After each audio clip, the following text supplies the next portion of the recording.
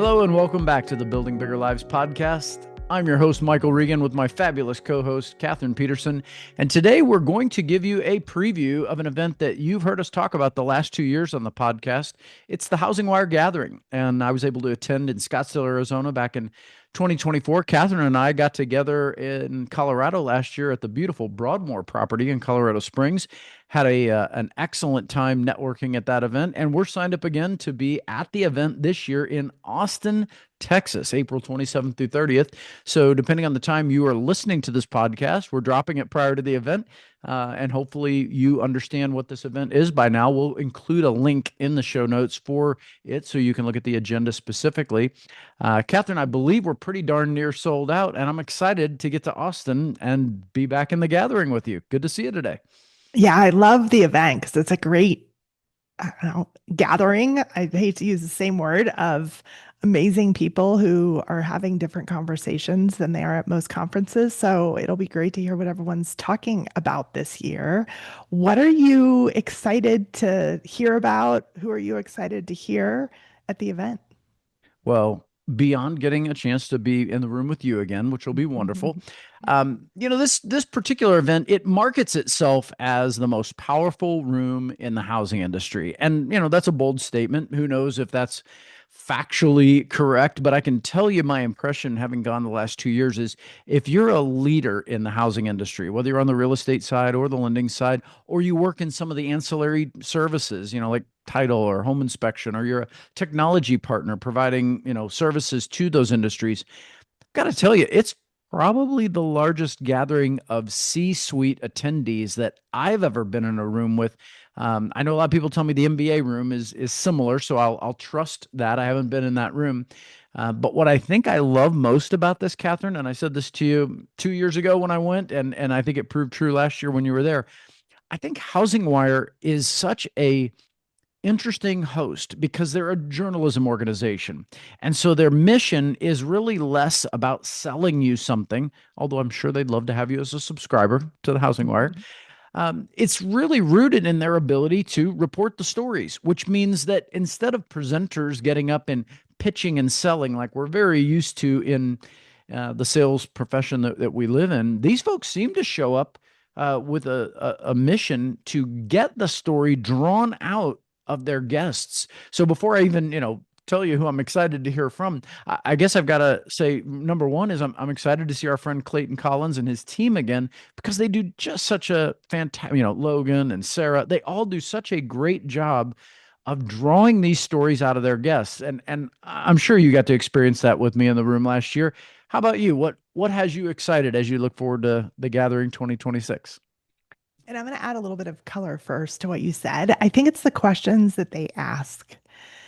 So when they're up on stage, they're asking questions that are compelling and that we all want to hear the answers to, which then helps pull out that story. So I just wanted to add that to the panels and to the kind of fireside chats that they do, let's call them. And for me, I think there's always this underlying conversation that's happening in the industry. And it last year was definitely AI. And I'm curious on what it's going to be this year. And I actually think it's not going to be AI. I think it's going to be something else. But that will be really fun to hear and report back to our listeners on, because there is these different conversations that happen. And then you end up seeing it in more than half of the speakers over and over again. So the theme kind of emerges as you're there, which is kind of fun and exciting to hear about. Yeah, without a doubt, and that's interesting that you're previewing, you're projecting. So you heard it here first, folks. Kathryn Peterson says AI may not be the most important topic we discuss, although I think without a doubt it's woven through the Yeah. conversation. I'm excited to see where they go with this, because I have some, I don't know, hunches as well. Mm. We're definitely in merger and acquisition season once Yeah. again, and I think that's going to be exciting. Last year you and I got to sit down as, I guess the news was technically out, but we really hadn't publicly heard from, at that time, the rocket companies when they brought in their CEO from Redfin and their CEO from Mr. Cooper and the CEO from Rocket. They all three sat, Yeah. 20 feet in front of us and publicly, I mean, that was I think, the most well-attended room of the whole event. Uh, Pretty exciting, even if it's not your company, because I think Rocket controls one out of every six mortgages in the country Wow. now. So it's kind of hard to ignore. You want to hear from the company that has that kind of pull Mhm. power. How about this year, Kathryn? I'm guessing you probably have a decent clue as to maybe where some big news might be coming from and who might be bringing it in 2026. Yeah, we do have a big speaker, the CEO of CrossCountry Mortgage. Ron is going to be speaking, and I think there's some interesting M&As that we've all heard about over the last couple weeks that will be really fascinating to hear. And he doesn't go to a lot of events. He doesn't speak at a lot of events. I think I've heard him speak maybe twice ever. So it will be great to hear a little bit more and see how he is in that environment because it's a different environment than being among cross country people. He's going to be among CEOs, and that's going to be a fascinating conversation. So I'm definitely looking forward to that interview. Yeah, I'm glad you highlighted that because I agree with you completely. I think his story is one that most people are very intrigued by, probably because we haven't had a chance to hear a lot about it. I mean, he's Yeah. like you said, he's not literally invisible, but doggone near it. And for, what is cross country mortgage these days? The number four or five production company in the country. I mean, these folks are turning some amazing numbers, and I think you of all folks probably know that better than I do. I think we're the number one retail lender 2 years in a row, I think. There you So go. yeah, we're and growing quickly. So there's a lot of good stuff that they're working on. So whenever you have a company of that size and with a leader who's a little bit more reserved, and I mean, he's honestly an introvert, from what I can tell. And he just wants to have his head in the business, which I can appreciate. So he doesn't talk a lot out in, like some of the other CEOs we see on LinkedIn all the time. So he's a little bit more of a quiet force, but he's a force nonetheless. If you're out there listening to the Building Bigger Lives podcast and you're thinking, introverted leader. That's interesting. Quiet, not very outspoken. That's really interesting. Maybe go back and check out a previous episode we did. Kathryn and I talked about one of the books I love by Susan Cain called Quiet, subtitled The Power of Introverts in a World That Can't Stop Talking.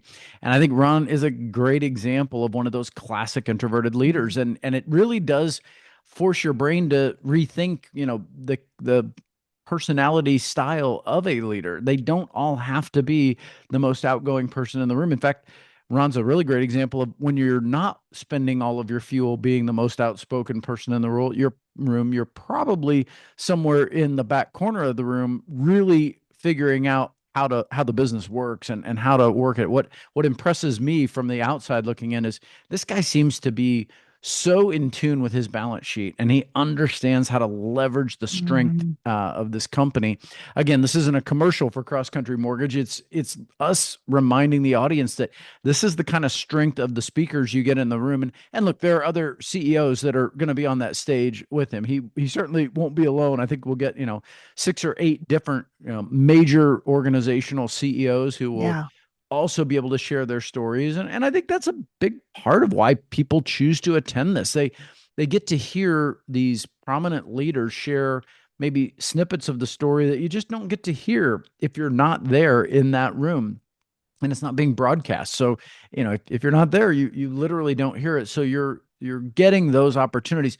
But I think there are two other really important factors for you and I. Yes, it's great to hear those, but I also love the fact that we get to connect with some of the most amazing people who really run the day-to-day sales and operations side of this business.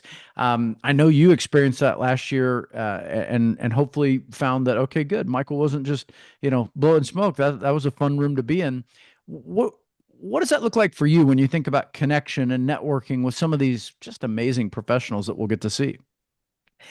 Yeah, I think that there's times that you just it it's a lot different than connecting on LinkedIn or Mm. online or whatever else. When you're in a room with someone, there's a different feeling that you get, and that builds connections so much faster than anything else. I had a great conversation with someone I've known for a long time from Clubhouse when I was there. I got to meet some people who I'd never met before in person. So it's just great to solidify some of those relationships that I've had for a long time and then make some new ones. The other thing I really don't want to forget to bring up is they do talk about real estate a lot. And there's a couple talks that I'm really curious about. One of them is the pressure test behind buyer broker agreements and the legal fault lines ahead. Mm. And I think that there's going to be some great conversations that happen because real estate has really changed over the last year or two. And I think that those are going to be some interesting rooms to be in that we can then share with our, realtor partners, and just hear what's going on in the industry because they do bring in some just killer CEOs of real estate companies as well. And I don't want It's to have that not go. I need it to be said. Yeah, you're exactly right. Yeah, in fact, I'll bet we haven't done this. I'll bet if we just drew a ledger and said weighted out left side, the real estate side and right side Mhm. the lending side, it's probably a good 50-50 split.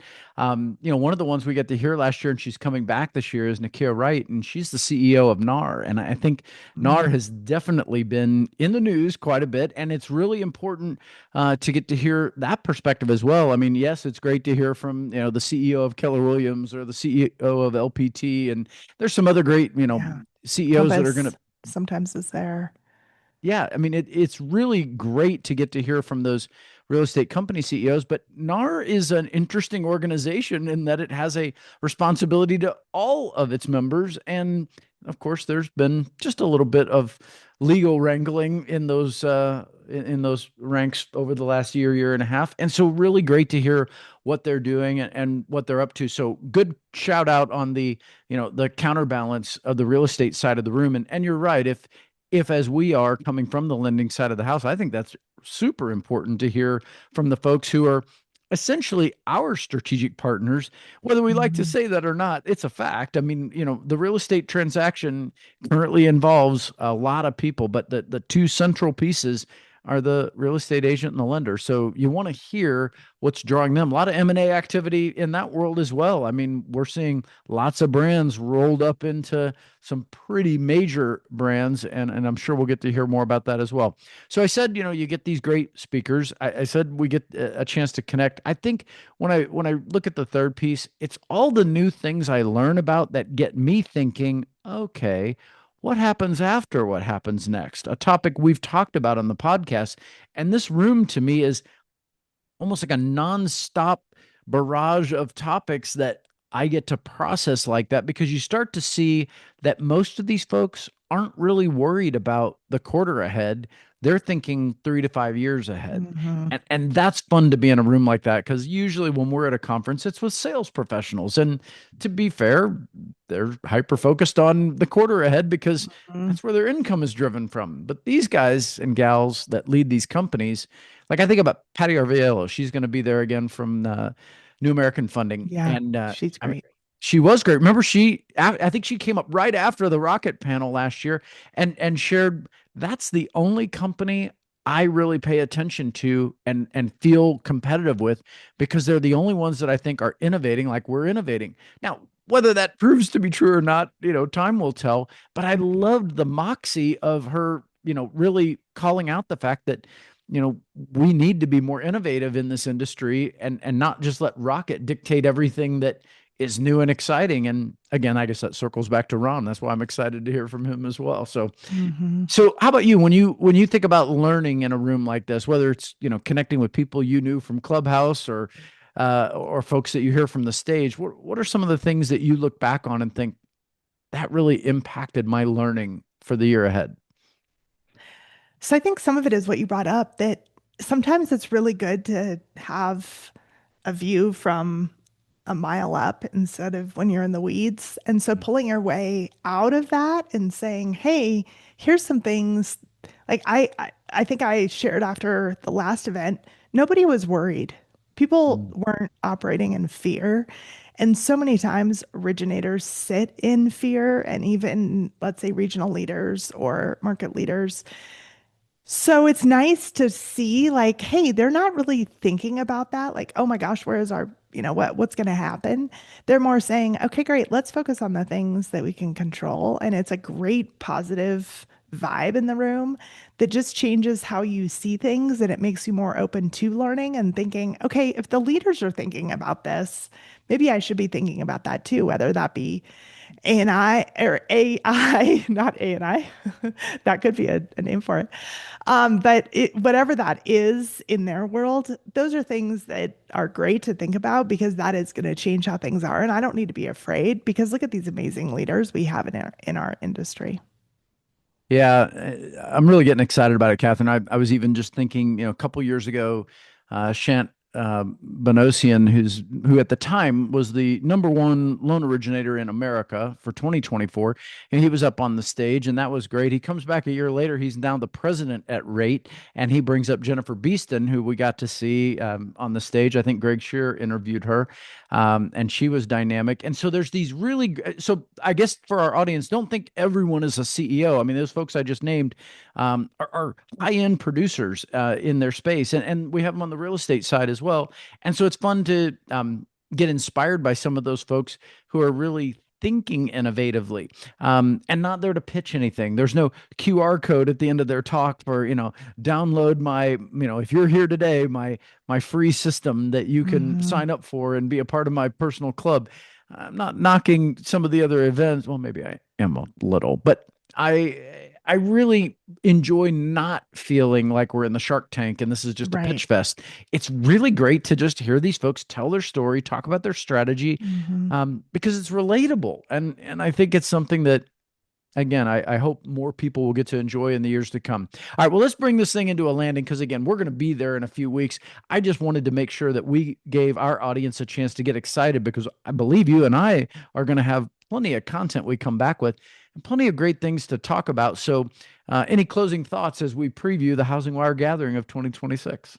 If you're going to be there and you're listening to this, please let us know because we can meet for coffee. We can say hi. We can get a hug, whatever that looks like. That's it. I'm in. So please let us know because we would love to see anybody and everybody who is friends with the podcast at the Housing Wire event. So please say hi. That's a really great shout out. Just put your coffee down before you get a hug from Kathryn because, that could get messy.